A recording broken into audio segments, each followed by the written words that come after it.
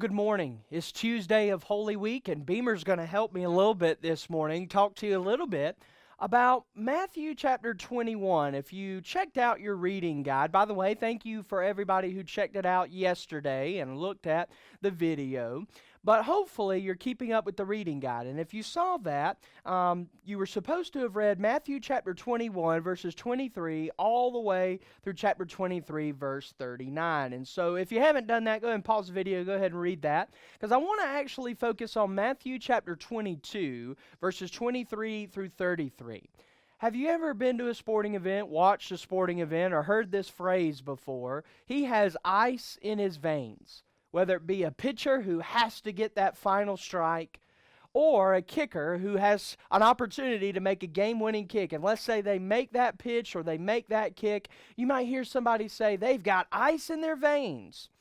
Well, what exactly does that mean? That means that in that particular moment that athlete did not let the pressure get to them, right? And so if you look at Matthew 21, through chapter 23, and by the way, we're pretty much this year going to go through Matthew's account in our devotional. I've given you several different passages from the Gospels, synoptic Gospels mostly, on your reading guide, but for the devotional purposes, we're going to be focusing on Matthew. And so, if you'll see that through chapter 21 through 23 of Matthew, we see that the Sadducees and the Sanhedrin are asking Jesus a lot of pressurized questions.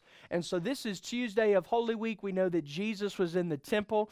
This is not the only thing that happened on Tuesday of Holy Week, so you can check out your chronological chart to see a little bit more about what happened. But I just want to focus on this, that Jesus had holy blood in his veins.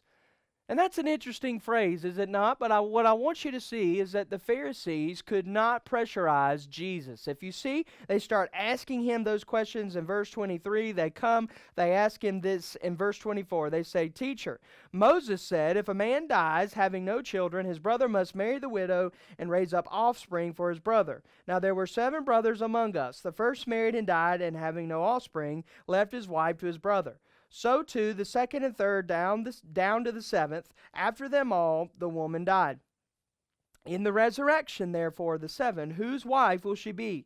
For they all had her." And so here's an interesting thing. They ask a question. They're trying to entrap Jesus, right? They're trying to push him into a corner so that he'll say something wrong so that they can debunk him and then throw him into jail, right? Because that's what they want. They don't want Jesus around anymore because they don't like him. And so Jesus answered with this, and this is the holy blood in his veins moment that I see in the scripture in verse 29. But Jesus answered them, "You are wrong." He tells the most influential and educated teachers of that day, other than himself, of course, that they are wrong. They don't like to be told that they are wrong. And so he says, "You are wrong because you know neither the scriptures nor the power of God. For in the resurrection they neither marry nor are given in marriage, but are like angels in heaven. And as for the resurrection of the dead, have you not read what was said to you by God? I am the God of Abraham and the God of Isaac and the God of Jacob. He is not God of the dead, but of the living."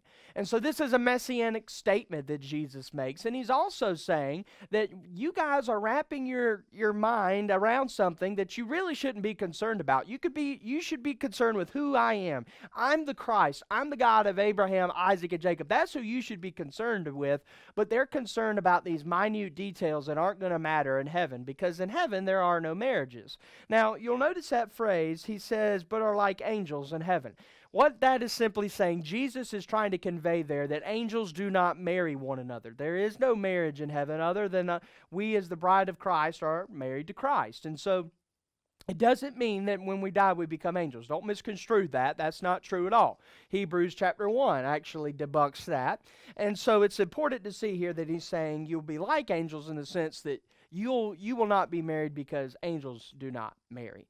And so this is a high pressurized situation all throughout Matthew 21 to Matthew 23. You see them come up, the religious leaders, and try to pressure him and trap him, put him in a corner, so to speak. And Jesus comes through every time. Why? Because he's the Son of God. This has been holy blood in his veins for Tuesday of Holy Week. I will see you in the morning. I hope you're keeping up with your devotional.